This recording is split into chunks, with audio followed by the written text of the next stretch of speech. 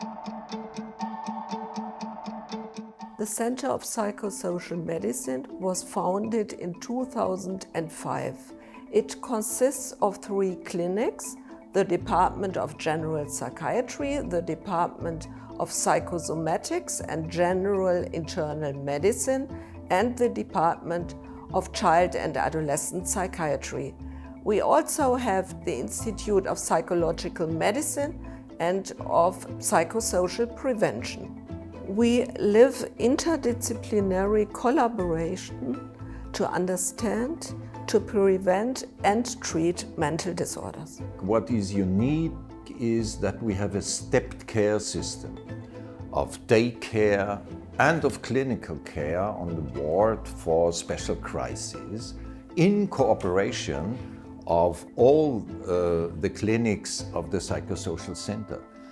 Therefore, we have not only a focus on families, but also on transition from childhood to adulthood. For all the age groups, we have the right way of treatment. We have an inpatient and outpatient clinic for patients with severe personality disorders, particularly borderline personality disorder. And there we combine dialectic behavioral therapy with exposition therapy, and we often also include animal-assisted therapy. We have created a special outpatient service that it's called At Risk, and it's especially for youngsters with risk behavior. We focus on non-suicidal self-injury and drug abuse, and we have an open door system to walk in. This is important because people need not wait too long to get into the service, and we have a low threshold to help young people. The Institute for Psychosocial Prevention is an outpatient department. So we have a clinical focus on psychotherapeutic interventions and on the development of prevention.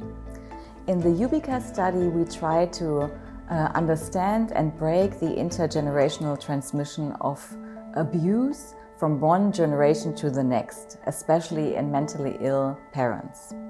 So parallel to the inpatient treatment in psychiatry, they can learn to be a secure haven for their children and train parents to identify difficult situations that they can get in with their children.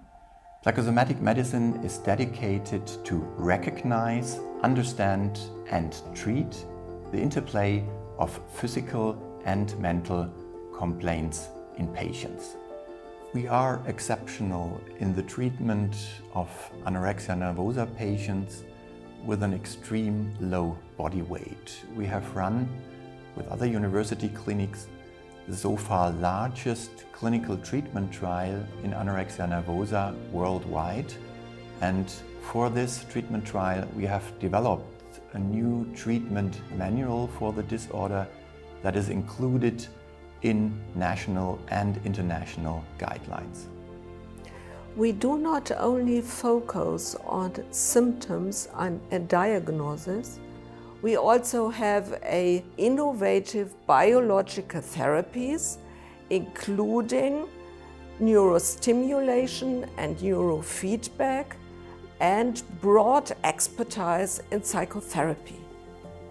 My special interest here is research on voice hearing, on verbal auditory hallucinations across the schizophrenia spectrum and beyond.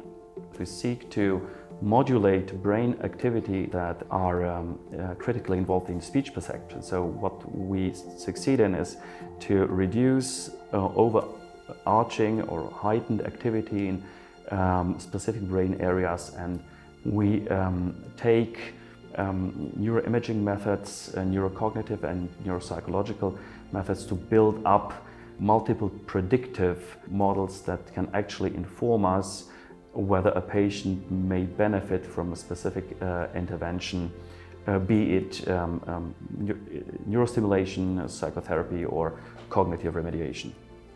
Our research focus at the Institute of Medical Psychology is on the influence of close attachment relationships on individual health outcomes. fMRI neurofeedback is, I believe, a really fascinating approach to visualize how we can voluntarily modulate specific brain areas in their activation pattern. And with the real-time feedback, we can directly see how successful we are with increasing or decreasing activation patterns in our brain. When the participants in our clinical study managed to increase their brain activity in the reward-related brain areas, we hope that they also receive or perceive the interaction with their child as more rewarding in real life.